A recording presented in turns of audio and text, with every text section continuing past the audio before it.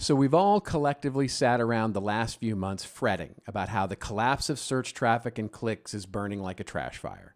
The AI eating our clicks and our traffic, the slow death of the company blog, the website traffic is as low as it's ever been. But I think it's time for us to stop wringing our hands in mourning and basically say, good, let it burn. In fact, somebody hand me the marshmallows. Today, I want to make the case that the fire currently torching the web might be the best thing to happen to our content marketing in 15 years. So, yeah, strike a match and let's go.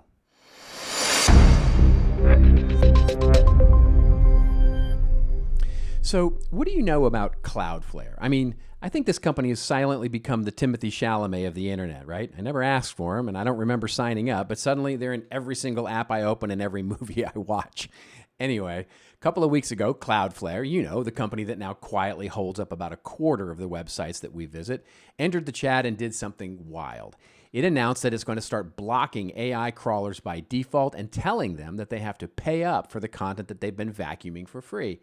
They even branded it. They're calling it Content Independence Day with, I assume, a straight face and a middle finger and probably a Bill Pullman monologue at some point. Today, we celebrate our Independence Day. Anyway, buried 5 paragraphs into the announcement is the line that caught me. Their CEO, explaining the urgency, says, and I quote, "Now that the majority of traffic on the internet is non-human." Catch that? Now that. Not if, not someday. According to them, the majority of traffic on the web is already robots. We're now writing headlines and chasing backlinks and A/B testing button colors for an audience that is increasingly bots talking to other bots. Oh, and one more thing. Look at what Cloudflare's block actually says they're trying to protect. Pages that host ads. So this isn't really about protecting your precious ideas. It is a last-ditch bailout, or at least an attempted bailout, of the ad and traffic business model whose ideas we've been feeding all these years. So for the rest of us who deal with relationships, let's just call it. The 26-year deal is dead. You know the deal. You make content, you hand it to Google for free, Google sends you traffic, everybody eats. That deal built entire marketing departments and budgets and an entire subcategory of agencies and consultancies, and it is currently on fire. And I say, good riddance. Let it burn. Now, let me be clear. I'm saying good riddance to the click as a proxy for value, not to the audience. I want more audience than ever. I just do not give a crap anymore about the clicks. And finally, we have the justification to say it never was valuable to begin with.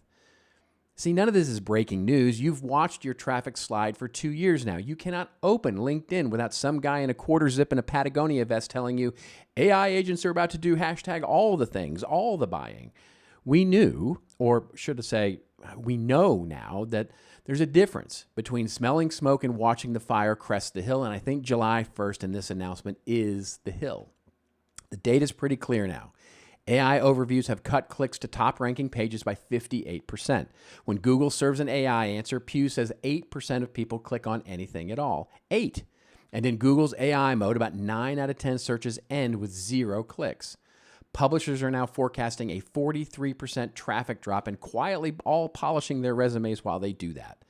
Even the new ad models aren't really providing the clicks. eMarketer just said that the entire ad market for chat is approximately 5% of what OpenAI forecasted their revenue to be from it. Why? Because, and this is just my experience in running OpenAI ad campaigns as a test, people don't even click on ads in the chat. Right? I've had a campaign running on a popular search conversation for 3 months now, and I figured I'd blow through a few $100 in a week. To date, I've spent $48. Nobody's clicking ads either. As Billy Joel would remind you, we didn't start the fire, but it's not going out, and no heroic Q4 SEO sprint or attempt to have the bots pay is going to bring traffic back. Now, this is the part where I guess we're all supposed to get really somber and pour one out for the open web. But I say let's not do that because the aha moment is that we can all have a lot of what is burning now. It already had it coming. We have spent 2 years clutching our chests about AI slop flooding the internet, and we were half right. The slop is real. It's just not new, and it is definitely not AI's fault alone. As an industry, we've been cranking out slop at industrial scale for a solid decade before the machines ever showed up. I've sat in dozens of company meetings between 2010 and 2020 that proudly told me they were building an on-demand vending machine of content, a machine to produce content at scale, at volume. What exactly did we think was going to come out the other end of that? We all had that infamous content farm that we hated. Remember the content farms back in the day that we all hated, farm to table slop? We built it. The 2,000 word, what is a CRM article with somebody's grandmother's life story bolted on top of it so it would rank. The gated ultimate guide that was neither ultimate nor even a guide.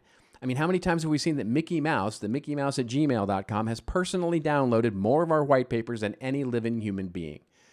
AI just poured gasoline on a pile that we've spent 10 years stacking. So there's no use crying about how fast it burns now. If our whole content strategy was manufacturing average answers to common questions and renting Google to hand them out, we never really did have a strategy. We simply had a landlord. And now the landlord is cranking the rent to infinity and started answering the questions himself. The commodity is finally getting commoditized, and I say, let's go. It is about time. So, okay, nice rant, Robert, but what do we actually do about this instead? So if we read any How Do We Survive This article from the last 6 months and watch every author kind of stumble to the same finish line, it is to get cited when there are no blue links left to rank in, you have to be worth citing. In other words, one headline said it best, the click is no longer the strategy. Which if you translate that, basically simplifies all the way down to make better content. And yeah, that's good advice. But yeah, it's also the least original advice in the history of our field. It's the exact same thing that we said during the quality versus quantity wars, the content shock panic, the right for the algorithm years. We have always known the answer. We just kept picking slop because why? Well, because slop checked the Kanban board box that the team actually published something this week. So here's a philosophical question. If nobody clicks, well, why bother making anything good? Mildly nihilistic, right? I mean, in fact, why bother make anything at all, good or not? Today, I'm proud to announce my new data-driven framework, The Eternal Void. It has 0 engagement, 0 impressions, and the complete freedom to the illusion of meaning. Anyway, that's my new side business. I actually do have an answer for this because the click was never the prize. It just became the proxy stand-in for attention and intent, the quintessential vanity metric. In a cited world, the payoff just runs on different fuel. It's distinctive. Credible content is what the AI actually cites, and the citation is the new ranking. When your named experts and your brand keep turning up as the source behind the answer, people will start to associate you with actually knowing something, and that builds a real audience, real trust that you can reach without asking an algorithm for permission. And trust is what closes the deal, whether a buyer is a human or the AI agent doing their shopping for them. Better content is not the goal anymore. It is the cover charge. The goal is to be the trusted, cited name that the human or the bot ends up choosing. By the way, right on cue, the entire industry has evolved as well and now sprung up to sell you the cheat code, right? And while AEO, GEO, LLMO, and what other 4-letter acronym will survive the next funding round is definitely a real thing and can be optimized, let me just remind you of what we didn't remind ourselves back in the SEO days when we would brag that our bounce rate was only 85%. There will be no optimization trick clever enough to make a machine cite something that doesn't say anything. So I'm finished mourning, and I'm not so frustrated that I'm going to go start an Etsy store and sell candles. The web that is burning rewarded the average, the optimized, and the anonymous. I have to believe that the web taking its place will reward a point of view, a real human, and an actual audience and earned trust.